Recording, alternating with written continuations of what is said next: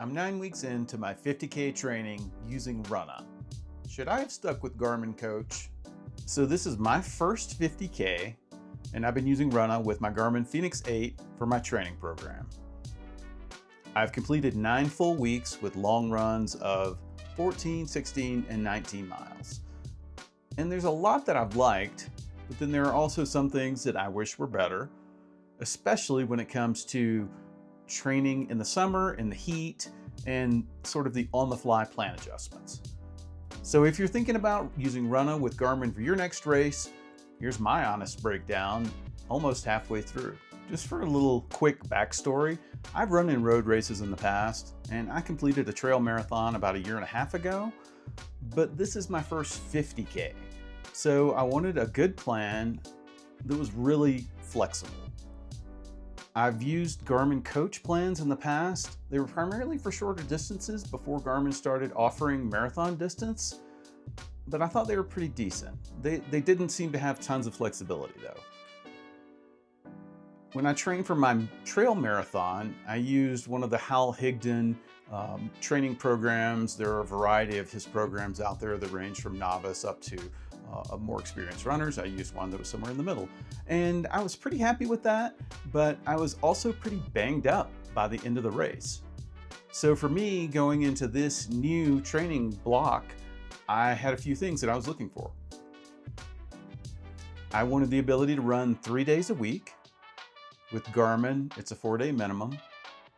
I also wanted to have the option to add a 4th day if my body's feeling great, and then I could sort of do that on the fly. The program needed to sync with my Garmin Fenix 8, but I also wanted the option to have the program sync with other devices in case I was using a different type of device other than my Garmin Fenix 8. I also was interested in, of course, having a wide variety of workouts so you're at least somewhat entertained while you're suffering. Here are some of the things that I'm enjoying so far. The details within the run are solid. They have clear warm-ups, cool-downs, intervals, and segments are all very clear. I'm enjoying the variety of workouts with different types of tempo and progressive runs or hill workouts, all cool. The program flexibility is really nice, and I can tweak it as I need to, and it will also regenerate the plan based on my progress. It's also really easy to skip or move runs when you need to, which happens. Mileage has felt pretty good so far. I'm feeling great about my progress and being ready to run 32 miles in 10 weeks or so. Here's some adjustments that I've made since I created the plan. I really wanted flexibility, as I already mentioned, and Runna delivers there. Tons of options. Obviously, when I set my plan up, I chose the 50K plan, advanced ability with moderate elevation gain. My volume was set to progressive and difficulty balanced, although I had it set to the more advanced level up until the last week or so. I really want to focus more on endurance than the tempo on my long runs. I was unsure of my current race speed, so I ended up, when I set up the plan, I did the 2-hour half time to make sure that I had some tempo runs in there, and there have been plenty. Since week 1, I've made a few other tweaks. I changed from pace-based training to RPE, which is rate of perceived effort, about 5 weeks in. And I did that primarily because of all of the tempo runs in my long runs that they were asking me to do, or they were progressive. There was just a lot of speed work built into those long runs. And I really, as I mentioned before, I wanted to focus on endurance. So I changed it to RPE. So it feels like I'm able to train a little bit more based on how I'm feeling, which is realistic and running on hot summer days.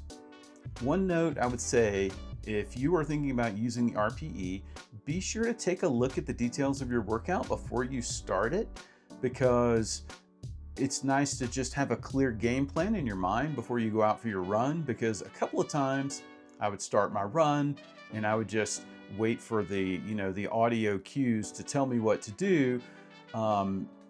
and I would go out on my first segment of an RPE at exertion level 6, not really realizing that the next one was exertion level 7. So sometimes I would go out too fast and then would be kind of cooked and couldn't go up another level. And so anyway, I could have avoided that had I had a better understanding what the workout was before just headed out the door to go. So just keep that in mind as you're if you're using RPE. Now let's talk about what could be better. Adaptability. So when you're running in extreme heat or hot weather runs in the summer, it's pretty difficult conditions, and you're gonna need to run a little bit slower. Post-run feedback and plan changes don't really seem to take heat into account as the reason for your slower pace. And it will ask you if you want to change your program pacing or levels for RPE to slow you down. But I really think that at times it doesn't truly understand why. Because if I'm running 2 hours in 93-degree heat, I'm at a slower pace because of that condition, not because I couldn't run a little bit faster. So if that happens to you, I would say, obviously you don't have to accept the change in the program. That's happened to me a couple of times and I haven't accepted it. Clearly there needs to be some post-run analysis of the weather. Doesn't seem to be included currently. The second thing, and this is probably not a big shocker to anybody, but it's AI feedback. It ranges from okay to what in the heck are you talking about? Like completely wildly off base. In one message, it said something like, hey, start out a little slower on the first segment so you can go faster on the second. Okay, fine. That's fairly useful, productive feedback. But then I've gotten really strange messages like, good job dealing with the high wind, when there was no wind. And I just talked about not really knowing what's happening with the weather and then just making other stuff up. And then the other message I had, which was really strange, was focus on discussing the benefits of hill training. Focus on discussing it. Okay, cool, thanks. So AI feedback still sucks. Okay, let's wrap this whole thing up here. Overall, I'm really happy with Runna. It's met my goals around flexibility, and my body feels really good so far, 9 weeks in. Fingers crossed that continues.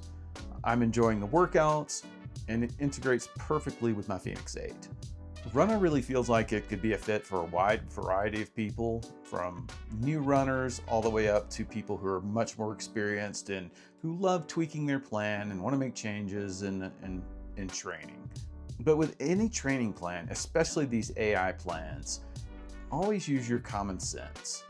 You know your body and the conditions that you're running in.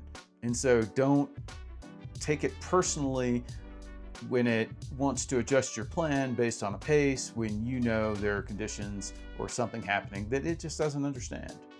So let me know if you have used Runna or Garmin Coach, or really which you prefer. I mean, Garmin Coach is still free, so that's great. Runna is obviously a paid service, but I would love to hear your experience. And if you're training for a 50K, please leave a comment, subscribe, because I'm going to have some more updates coming soon as I continue the push.